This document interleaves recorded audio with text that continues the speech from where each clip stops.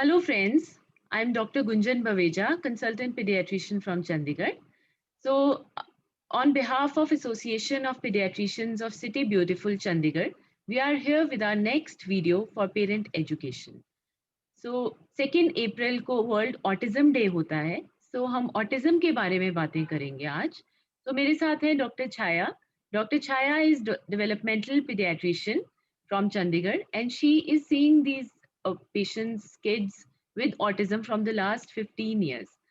Ma'am आज हम आपसे ऑटिज्म के बारे में पूछेंगे क्योंकि बहुत सारे पेशेंट्स आते हैं क्लिनिक में and everyone is concerned and very much like doubt में होता है कि मेरे बच्चे को कहीं ऑटिज्म तो नहीं है। Just to start with the first question ma'am, what is autism? How do you define it? Gunjan, thank you so much. पहले तो thanks to you Gunjan and to all the office bearers, Dr. Gaurav Gupta and Dr. Arun Prasad. Chandigarh chapter ने ये बहुत ही अच्छा एक निकाला है parents awareness के लिए। तो I am very happy to be here on the occasion of world autism awareness week and ये एक बहुत ही अच्छा और नेक काम है कि हम पेरेंट्स के लिए अवेयरनेस क्रिएट कर रहे हैं। तो आपका जो फर्स्ट क्वेश्चन है Gunjan about what is autism, तो पहले तो मैं पेरेंट्स को बताना चाहूंगी कि ऑटिज्म कोई बीमारी नहीं है और ऐसा नहीं है कि ऑटिज्म एक डिजीज है और बच्चा बहुत ही ज्यादा उससे बीमार और ग्रस्त होने वाला है, ऐसा नहीं है। और दूसरी बात ये है कि ऑटिज्म जो है एक लाइफ लॉन्ग कंडीशन तो जरूर है, कुछ ना कुछ प्रॉब्लम्स बच्चे को अपनी सोशल कम्युनिकेशन में लाइफ लॉन्ग रहती हैं, पर हम ये समझें कि सिर्फ एक डेवलपमेंटल डिसऑर्डर है और ब्रेन से कनेक्टेड है, क्योंकि सारी ही स्किल्स ब्रेन से डेवलप होती हैं, ब्रेन से ही सारे सिग्नल्स मिलते हैं, चाहे वो स्पीच लैंग्वेज है, fine motor gross motor skills हैं, इंटेलिजेंस है। इसीलिए हम उसे एक न्यूरो डेवलपमेंटल डिसऑर्डर कहते हैं। लेकिन मैं नहीं समझती, मैंने बहुत सालों में इन बच्चों को देखा है, तो मैं नहीं समझती कि ये बहुत एक सिवियर डिसेबिलिटी हमेशा होती है। कई बच्चे हैं ऑटिज्म के जो बहुत अच्छा लाइफ में कर पाते हैं। तो मैम बहुत सारे पेशेंट्स आते हैं and their mothers are concern, parents are concern कि कहीं आई थिंक मेरे बच्चा बोलता नहीं है, मेरे बच्चे को ऑटिज्म है। सो हाउ वुड यू से it is different from just a speech delay, या क्या डिफरेंस है? देखो, सबसे पहले तो मैं पेरेंट्स को कहना चाहूंगी कि अगर आपको लग रहा है कि आपके बच्चे में ऑटिज्म है, आपने कहीं सुना है, तो प्लीज आप गूगल पे ना जाएं। अगर आप गूगल में ऑटिज्म टाइप करेंगे तो कम से कम 10 लाख करोड़ आर्टिकल्स खुल जाएंगे और आप एकदम कंफ्यूज हो जाएंगे कि ये ऑटिज्म है या नहीं है। तो तीन चीजें पेरेंट्स को ध्यान में रखनी चाहिए। अगर आपका बच्चा जो है 18 महीने तक एक भी मीनिंगफुल वर्ड नहीं बोल रहा है और कोई शब्द न बोलने के साथ साथ इशारों में भी आपसे बात नहीं कर पा रहा, घर के लोगों को पहचानता नहीं है और घर के लोगों के साथ इंटरेस्टेड रहने के बजाय, उनके साथ खेलने के बजाय सिर्फ नॉन लिविंग चीजों में ही बहुत ज्यादा इंटरेस्टेड रहता है और बहुत ही एक रिजिड तरीके से, रिस्ट्रिक्टेड मैनर से और बहुत रेपिटेटिव मैनर से एक ही तरीके से खेलना पसंद करता है। तो अगर आपको ऐसा कहीं दिख रहा है तो डेफिनेटली आप डॉक्टर के पास जाइए और पीडियाट्रिशियंस जो हैं उनके साथ डिस्कस कीजिए कि क्या ये ऑटिज्म है, वो आपको जरूर गाइड करेंगे। मैम डायग्नोज हम करते हैं, जैसे बच्चे को हमने बोल दिया पेरेंट्स को कि ऑटिज्म है या नहीं है, मोस्टली पेरेंट्स आके कहते हैं क्या कोई टेस्ट होगा जिससे कंफर्म होगा कि ये ऑटिज्म है, या कहीं हमारे पास लिखा हुआ कुछ आएगा? हाउ वुड यू से कि how do you want to address the question? बिल्कुल, ये बहुत अच्छा क्वेश्चन है गुंजन। कोई ऐसा टेस्ट बताता नहीं, ब्लड टेस्ट नहीं बताता है कि ऑटिज्म है या नहीं है, लेकिन कुछ टेस्ट करने जरूरी होते हैं। फॉर एग्जाम्पल, बच्चा बोल नहीं रहा है तो सबसे पहले तो हमें रूल आउट करना चाहिए कि बच्चे को सुनाई देता है या नहीं सुनाई देता है, और तभी हम दूसरे स्टेप पे जाके सोचे कि कोई और न्यूरो डेवलपमेंटल डिसऑर्डर है। तो जो बच्चे बोल नहीं सकते हैं, ऐसा नहीं है कि उनको सभी को ऑटिज्म है। स्पीच और लैंग्वेज का डिले बहुत सारे डिफरेंट कारणों से हो सकता है। टेस्ट जरूर होते हैं और ये एक प्रकार के डेवलपमेंटल टूल्स होते हैं जिसमें बहुत सारे क्वेश्चंस लिखे होते हैं और बहुत सारी चीजें, क्राइटेरियाज होती हैं जो हम बच्चे को ऑब्जर्व करते हैं। तो ये डेवलपमेंटल असेसमेंट टूल्स जो हैं ये जरूर अप्लाई करने चाहिए। ये डेवलपमेंटल एक्सपर्ट्स इनको अप्लाई करते हैं बच्चों के साथ और इनकी एक रिटन रिपोर्ट बनाते हैं कि कितनी परसेंटेज में बच्चे को प्रॉब्लम है, और सिर्फ ऑटिज्म ही नहीं और भी किसी चीज में उसकी इंटेलिजेंस में भी प्रॉब्लम है और उसकी फाइन मोटर में भी प्रॉब्लम है क्या। क्योंकि ऐसा नहीं है कि ऑटिज्म है तो बच्चे की बुद्धि हमेशा कम रहेगी। मैंने बहुत बच्चे देखे हैं ऑटिज्म के जिनकी इंटेलिजेंस बहुत ही अच्छी है। तो हमें बच्चे को जब हम टेस्ट करते हैं तो उसके सारे एरियाज में टेस्ट करना होता है। एक दूसरी इम्पोर्टेंट चीज है, जितने बच्चे हैं स्पीच और लैंग्वेज प्रॉब्लम के, हमें ये देखना चाहिए कि उनमें कहीं न्यूट्रिशनल डेफिशिएंसीज तो नहीं है, आयरन की कमी तो नहीं हो रही, विटामिन की कमी तो नहीं हो रही, तो उनके जरूर टेस्ट करते हैं। हियरिंग टेस्ट करना भी जरूरी होता है और different developmental tools, specifically autism के भी टूल्स होते हैं, तो वो अप्लाई करना जरूरी होता है। Exactly ma'am, I think that's a very important point कि न्यूट्रिशनल डेफिशिएंसीज चेक करना एंड उनको ट्रीट करना is most important. Because parents Google करके देख तो लेते हैं कि ऑटिज्म है, कहीं में ऑटिज्म तो नहीं है, बट दे फॉरगेट कि उसका न्यूट्रिशनल स्टेटस अच्छा रखना is much more important than that. So the same question goes, जैसे बहुत सारे पेशेंट्स आते हैं, स्टिल दे फील कि हमारे बच्चे को कहीं ऑटिज्म ना हो जाए, हम वैक्सीन ना लगवाएं। सो स्टिल कभी आज की डेट में भी it becomes little difficult to explain them कि नहीं, there is no relation. So anything you would want to answer in that? हाँ जी, इस पे काफ़ी रिसर्च हो चुकी है और यहाँ तक कि अमेरिकन एसोसिएशन ऑफ पीडियाट्रिक्स ने कई साल पहले उनकी गाइडलाइंस भी आई थी और रिकमेंडेशंस आई थी कि वैक्सीन्स में जो प्रेजर्वेटिव्स होती हैं उनसे ऑटिज्म नहीं कॉज होता है और वैक्सीन्स जो हैं वो सेफली लगा सकते हैं। इस पे मैं गुंजन एक चीज़ डॉक्टर गुंजन बताना चाहूँगी। ऑटिज्म के लक्षण जो हैं वो बहुत commonly between the age of 15 to 18 months एकदम से प्रोमिनेंटली पेरेंट्स को नजर आते हैं। 15 टू 18 मंथ्स का ही टाइम होता है जब बच्चे को एमएमआर वैक्सीन या दूसरे वैक्सीन लग रहे होते हैं। इसीलिए पेरेंट्स कई बार उसको कोरिलेट करने लग जाते हैं कि शायद ये वैक्सीन की वजह से मेरे बच्चे को ये हुआ। ऐसा नहीं है। बच्चा जो है पैदा होते ही बोलता नहीं है, उसके first meaningful words come around the age of 12 to 15 months and they increase between the age of 15 to 18 months. तो आइडियली बच्चे की जो वोकेबलरी है 18 मंथ्स पे कम से कम 10 टू 15 मीनिंगफुल वर्ड्स होनी चाहिए।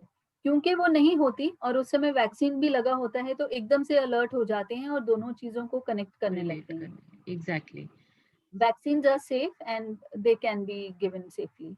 दे should be given, I think there is no relation. So एक message there clear is no जाना चाहिए रिलेशन। कि वैक्सीनेशन को एब्सोल्युटली, ऑटिज्म के साथ नहीं कोई लेना देना है। सो बिल्कुल बिल्कुल कोई लेना देना नहीं है और सारी ही वैक्सीन्स बच्चों को लगनी चाहिए। Vaccines are for preventing other very life threatening diseases, तो वैक्सीन्स देना बहुत जरूरी है और सारे ही वैक्सीन्स बच्चों को लगने चाहिए। so when we come to treatment ma'am, apart from like therapies you आप कर रहे होंगे अपने center में भी different kind of therapies, so anything parents can do once they have been told that हाँ child has autism, तो घर पे वो क्या करें? जैसे आजकल most of the kids they come OPD में भी बैठे होते हैं, मोस्ट ऑफ देम है फोन, हाथ में फोन देख रहे होते हैं। So anything in relation to that जो आप पेरेंट्स को घर में बोलना चाहोगे कि कैन बी और कैन नॉट बी डन? बिल्कुल डॉक्टर गुंजन, ये बहुत ही एक आपने अच्छा क्वेश्चन पूछा है। किसी भी बच्चे को चाहे ऑटिज्म है या कोई और न्यूरो डेवलपमेंटल डिसऑर्डर है, पेरेंट्स को ये बात समझनी चाहिए कि सबसे पहले सबसे इम्पोर्टेंट उनका रोल है। Parents have a very important role to play. बच्चा थेरेपीज में थेरेपिस्ट के पास पूरे दिन भर में 1 या 1.5 घंटा 2 घंटा जाएगा। बाकी के जो 22 to 23 आवर्स है वो पेरेंट्स के साथ और घर के माहौल में रहने वाला है। इसलिए बहुत जरूरी है कि पेरेंट्स अपनी लाइफस्टाइल में चेंजेस करें। बच्चों को टाइम पे सोना चाहिए, they should sleep on time. ये नहीं होना चाहिए कि रात को बहुत देर तक वो टीवी और मोबाइल देख रहे हैं। आजकल का एक कल्चर बन गया है कि पेरेंट्स जो हैं वो नाइट ड्यूटीज करते हैं, कॉल सेंटर्स पे काम करते हैं, तो वो रात भर they are outside, you know, one of the parent is out, one parent is in, the other parent जो सुबह आते हैं फिर वो दिन भर सो रहे होते हैं। तो ये बच्चों के लिए बड़ा कंफ्यूजिंग लाइफस्टाइल हो जाता है, स्पेशली चिल्ड्रन विद ऑटिज्म या फिर स्पीच एंड लैंग्वेज डिलेज। उनको वैसे ही उनकी जजमेंट पुअर होती है और उनको अपने सारी रूटीन समझने में डिफिकल्टी हो रही होती है। इस तरीके के माहौल में वो और ज्यादा कंफ्यूज हो जाते हैं और जितना ज्यादा उनको मीडिया का इंटरेक्शन मिलेगा उतना ही उनकी डेवलपमेंट में और डिले होगा। क्योंकि ब्रेन के जो न्यूरॉन्स हैं उनमें एबिलिटी होती है सिर्फ 1 या 2 लैंग्वेज पिकअप करने की, और वो भी मदर टंग जो होती है, जो घर में जिस लैंग्वेज में, जिस एक्सेंट में बात कर रहे हैं। अगर हम उनको मोबाइल पे कोई चाइनीज लैंग्वेज में, जापानीज लैंग्वेज में और different different accents, rate and speed of talking हम बच्चों को ये सब सुना रहे हैं, तो ब्रेन के न्यूरॉन्स कंफ्यूज हो जाते हैं कि मैं कौन सी लैंग्वेज को पिकअप करूं और कौन सी लैंग्वेज को यूज करूं, तो फर्दर डिले हो जाता है। बिल्कुल मैम, बिकॉज कई बार मुझे बहुत बुरा भी लगता है व्हेन दे आर वेटिंग। हम तो थोड़ी देर के लिए ही एक बच्चे को देख रहे हैं, बट ओपीडी में जब देखो पेरेंट्स जस्ट की छेड़खानी ना करें, इधर उधर ना जाए, बच्चे फोन पे हैं। So this should be avoided and parents should be role models. So that is very absolutely. Much important. So American Association of Pediatrics की गाइडलाइंस हैं कि 24 मंथ्स के पहले डिजिटल डिवाइसेस इंट्रोड्यूस नहीं करने चाहिए, पर मैं सभी पेरेंट्स को ये कहती हूँ कि जब तक आपके बच्चे की लैंग्वेज अच्छे से डेवलप नहीं हो जाती है, not only expressive language but even receptive language जब तक अच्छे से डेवलप ना हो जाए, तब तक उसको स्क्रीन ना दें। Allow the neurons to learn language from their natural environment and from the family members present in the home environment. okay, so that's a very important message. I hope after this video, people will at least start to realize and start to follow something. So before I conclude, any message, your last message, ma'am, you would want to give? या parents हैं वो घबराएं नहीं। Autism एक बीमारी नहीं है, it's a neuro developmental disorder.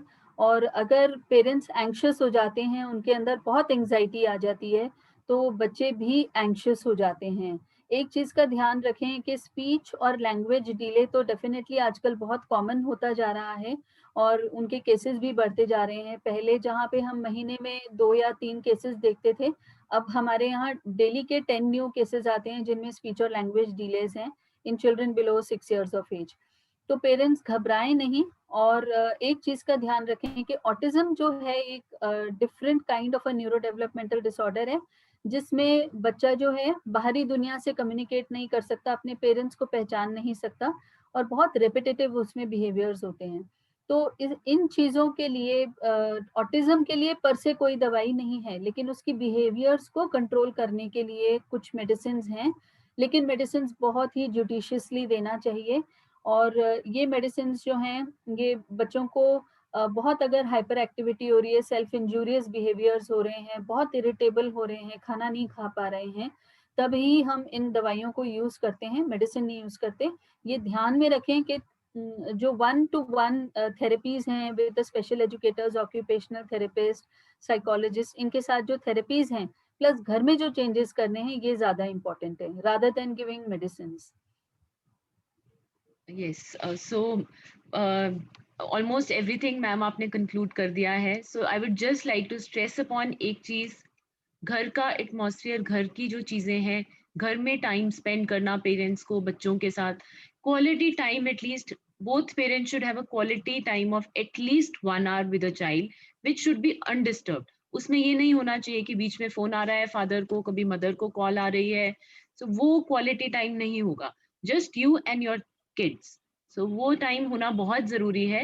And rest, if you feel कि आपको कोई भी सिम्टम्स लग रहे हैं ऑटिज्म के या स्पीच डिले के या कोई भी इशू आ रही है, rather than googling, just concern doctor के पास जाइए, अपने पीडियाट्रिशियन से डिस्कस कीजिए and then proper evaluation and उसकी ट्रीटमेंट कीजिए. Correct, correct. ऑटिज्म वाले जो बच्चे हैं ये अपनी पढ़ाई कर सकते हैं, they should not go to special schools, they can go to any normal school, they can study with all children around them.